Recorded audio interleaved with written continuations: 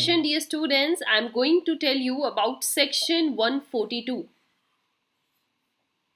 In last session, we completed section 141 and that was about the offenses done by companies.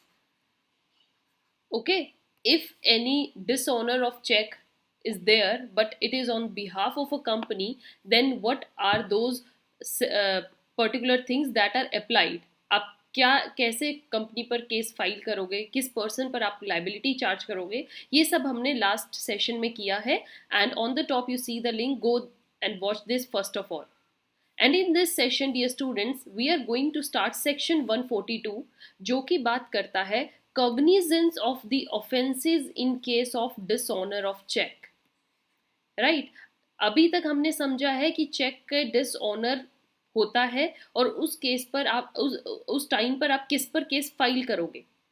ये सब होने के बाद क्या बात नेक्स्ट आती है कि ये जो डिसऑनर ऑफ चेक के केसेस होते हैं इन पर कॉग्निजेंस कौन लेता है, ये मैटर्स को कौन सुनता है, ये मैटर्स किसके पास जाकर फाइल किए जाते हैं, आप कौन से जज के पास जाओगे, किस कोर्ट में जाओगे इन चीज़ों को फाइल करने के लिए अगर आपके साथ डिसऑनर ऑफ चेक की वजह से कोई आपके साथ गलत काम करता है तो.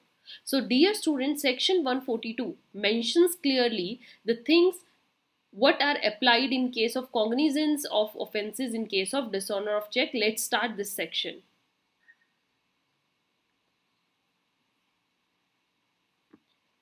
Now अभी तक हमने जो किया है बहुत ही इंपॉर्टेंट सेक्शन 138. देखिए मैंने लास्ट सेशन में भी आपको बताया था कि सेक्शन 138 बहुत ही इंपॉर्टेंट रहेगा, इसको आप बिल्कुल भी स्किप मत कीजिए. एंड यहाँ पर भी सेक्शन 138 बहुत इंपॉर्टेंट है. सबसे पहले तो आपको सारी रिक्वायरमेंट सेक्शन 138 की फुलफिल करनी है. रिक्वायरमेंट्स कौन सी हैं, जो भी मैंने आपको इंपॉर्टेंट पॉइंट्स बताए थे. अगर किसी पर्सन पर आपको केस फाइल करना है या उसके ऑफेंस को प्रूव करना है कि इसने मेरे साथ गलत किया है, इसका चेक डिसऑनर, इसके द्वारा दिया गया चेक डिसऑनर हो गया, तो आपको वो नेसेसरी पॉइंट्स कौन से हैं जो फुलफिल करने हैं वो मेंशन किए मैंने सेक्शन 138 में. And dear students, we have completed this section in very detail. Go and watch this section. On the top आपको लिंक दिख रहा है. 138 सेक्शन को सबसे पहले देख कर आइए. अब सेक्शन 148 को समझने से पहले इसमें क्या बोला गया है, 142 को, the first and foremost pre रिक्वेजाइट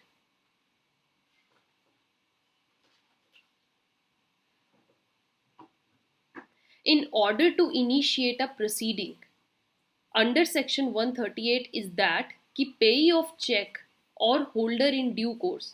अगर आपको 138 सेक्शन के द्वारा किसी पर केस फाइल करना है तो सबसे पहले ज़रूरी बात ये होगी कि जो पेई है, पेई कौन होता है, जिसको चेक दिया गया था, बी ने जो चेक दिया था ए को, जो यहाँ पर ए है, या फिर the person who is holder in due course of the cheque shall make a written complaint of that issue of dishonour of cheque to the metropolitan magistrate या फिर judicial magistrate of first class. ये हमने वहां पर भी किया था कि इस पर्सन को, ए को, सबसे पहले ये ऑफेंस उनकी नॉलेज में लाना है. ठीक है ना. और नॉलेज में लाने के लिए क्या होगा, आपको मेट्रोपॉलिटन मजिस्ट्रेट या judicial magistrate of first class के सामने एक रिटन कंप्लेंट फाइल करनी होगी, रिटन कंप्लेंट डालनी होगी within 1 month of the date on which the cause of action arises. Suppose कीजिए एक्शन अराइज होता है क्योंकि उसमें आप पहले 15 दिन भी देते हो बी को, तो वो सब टाइम पीरियड खत्म होने के बाद सपोज कीजिए डेट बनती है 20th जुलाई, तो आपको 20th अगस्त तक विद इन 1 month आपके पास टाइम पीरियड, आपको उसके अंदर रहते रहते एक्शन को फाइल करना होगा, रिटन कंप्लेंट डालनी होगी.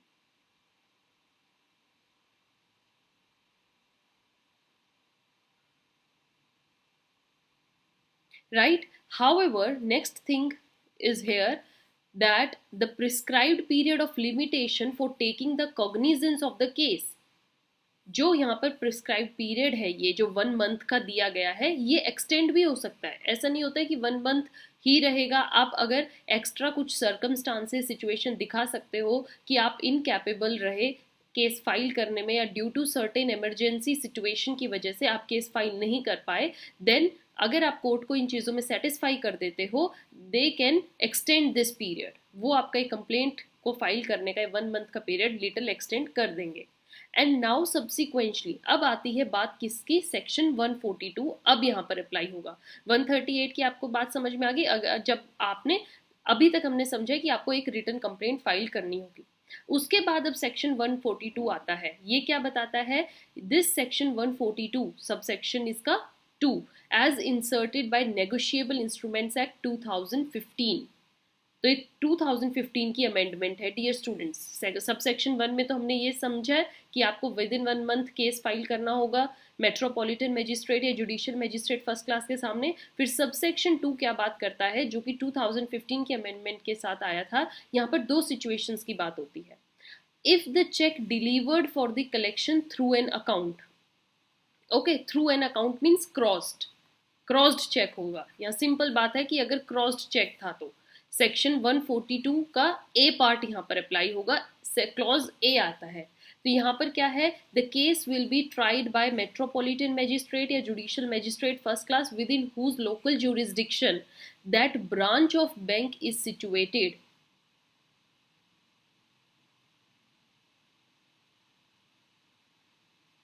where payee or holder in due course maintains the account।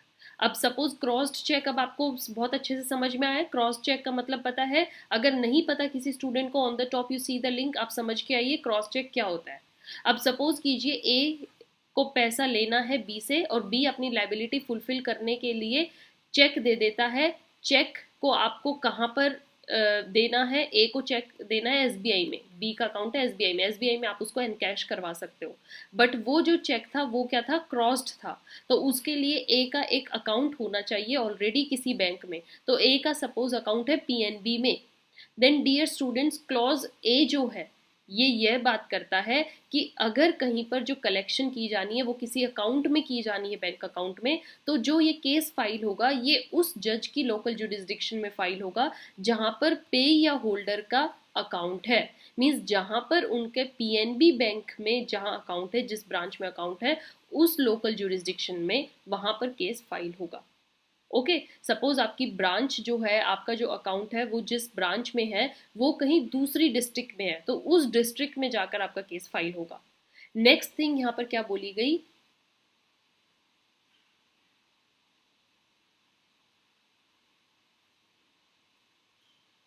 ये बहुत ही इंपॉर्टेंट डिस्कशन हम देख रहे हैं स्टूडेंट्स, इसको समझिएगा। If the cheque presented for payment by payee or holder due otherwise through an account, यहाँ पर मतलब अब क्या है, अब क्रॉस्ड चेक नहीं है, अनक्रॉस्ड चेक है। मतलब आप ओवर द काउंटर भी पेमेंट ले सकते हो, एसबीआई में जाओ, चेक दिखाओ और पेमेंट ले लो।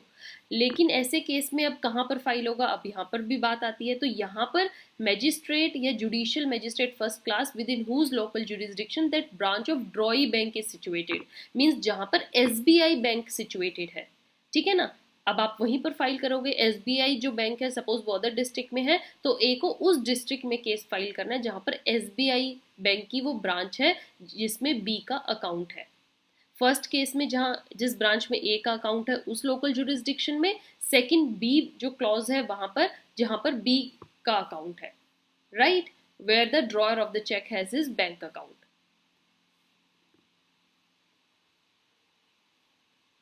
So next we have is section 142A. This is the new section। ये भी 15 जून 2015 को एड ऑन किया गया अमेंडमेंट के थ्रू, और इसमें बात की जाती है validation for transfer of pending cases. अगर कोई केस चल रहा है तो उसको कैसे ट्रीट करना है। All the cases pending before any court whether filed before it or transfer to it pending before 15 June से पहले पहले केसेस जो पेंडिंग हो या फाइल किए गए हो, these shall be transfer to the court having jurisdiction as per section 142 clause 2। इन सबको ऐसे ट्रांसफर किया जाएगा जैसे अब हमने 142 क्लॉज 2 में पढ़ा है, उनके अकॉर्डिंग उसी पर्टिकुलर लोकल जुरिस्डिक्शन के जज के पास केस जाएगा, ट्रांसफर हो जाएगा।